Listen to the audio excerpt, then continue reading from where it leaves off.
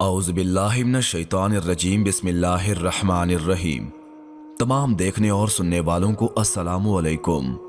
आप देख रहे हैं हमारे और आप लोगों के अपने ही यूट्यूब चैनल खान वॉइस को। दोस्तों, किसी गांव में एक औरत अपने 5 साल के छोटे बच्चे के साथ रहती थी। कुछ माह कबल उसके शौहर का इंतकाल हो गया था, लिहाजा ये औरत अपने इकलौते बेटे की तालीम और तरबियत के लिए खुद ही लोगों के घरों में काम करती, उनके बर्तन मांजती, कपड़े धोती और उनके बड़े बड़े घरों को ये अकेली औरत तनतनहा साफ करती, सिर्फ और सिर्फ इसलिए कि उसके बेटे की किसी चीज में कोई कमी ना रह जाए। वक्त गुजरता गया और कई साल बीत गए। अब इसका बेटा जवान हो गया था और किसी अच्छी कंपनी में नौकरी कर रहा था। उसकी शादी हो गई थी और एक प्यारा सा बेटा भी था और ये औरत अब बुढ़ापे की दहलीज पर दस्तक दे रही थी। बेटा शादी के बाद और नौकरी मिलने के बाद माँ का एहतराम तो दूर की बात, उसके साथ ढंग से भी बात न करता था। इस बूढ़ी औरत की जिंदगी में सिर्फ इतना फर्क आया था कि पहले ये गैरों के बर्तन और कपड़े धोती थी, अब अपने बहू बेटे के छोटे बर्तन धो रही थी। पहले ये दूसरों के घरों की सफाई करती थी, अब ये बहू के होते हुए भी अपने घर की सफाई करने पर मजबूर थी। खैर जो भी था, लेकिन थी तो एक माँ ही।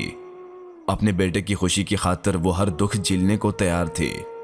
बेटे के पास दौलत की कमी ना थी, अल्लाह की दी हुई हर चीज अब उसके पास थी, लेकिन माँ को उसने घर के एक अलग कमरे में छोड़ रखा था, जहां मौसम की शिद्दत को रोकने के लिए कोई बंदोबस्त न था।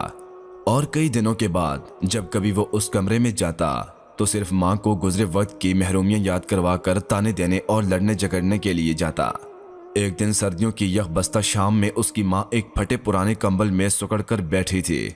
ये सोच रही थी कि आज उसका बेटा काम से वापस आएगा तो वो उसे नए कंबल का कहेगी, क्योंकि इस कंबल में उसे बहुत सर्दी लग रही थी और अब उसकी कमजोर हड्डियों में इस सर्दी को बर्दाश्त करने की हिम्मत न थी। और उसे 100% यकीन था कि उसका बेटा बड़े प्यार से उसकी ये जरूरत पूरी करेगा। रात को बेटा जब घर आया तो माँ ने बड़े प्यार से उसे नए कंबल का कहा तो बेटा गुस्से से बोला, माँ अभी अभी मैं काम से आया हूँ और आते ही तुम अपना मुतालबा कर बैठी हो, और तुम्हें पता है कितनी महंगाई हो गई है आजकल।